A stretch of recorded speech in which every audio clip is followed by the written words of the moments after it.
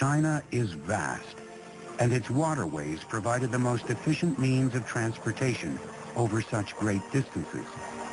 Two major rivers traverse the country east to west, the Yangtze in the south and the Yellow River in the north, but they are 1,000 miles apart. China was a house divided. Yang Di decided to do something about that. He aimed to link northern and southern China by a gigantic central artery, a Grand Canal, a kind of hydraulic highway for merchants, soldiers, and citizens. Very common to China in terms of constructing any large infrastructure project. They would look at existing waterways and try to find area where they could connect and link the entire canal. They want to take advantage of the natural geography.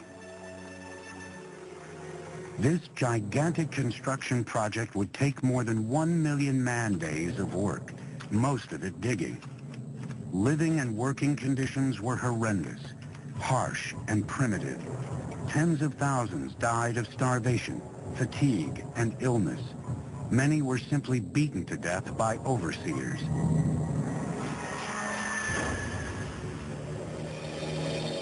More than 24 locks were needed to create a massive network of channels.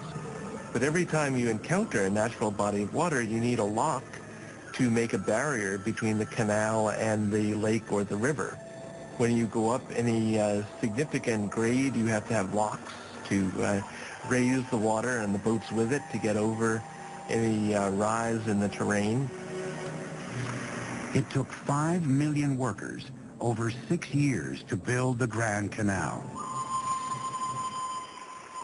When it was built, it stretched 1,200 miles, and it was the longest and most ambitious canal project that had ever been enacted on the Earth up to that time.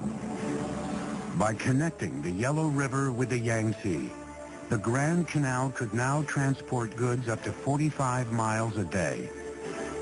Major cities along the canal grew into silk, porcelain, and cotton centers. Merchants and artisans supplied manufactured goods to opening markets throughout the entire country. Economically speaking, it made interregional trade much easier, as well as providing work for a lot of people, building it, maintaining it, working on it, transporting goods and people up and down it. Like the Nile in Egypt, it integrated the North and the South, strengthening the foundations of a unified empire. Well, the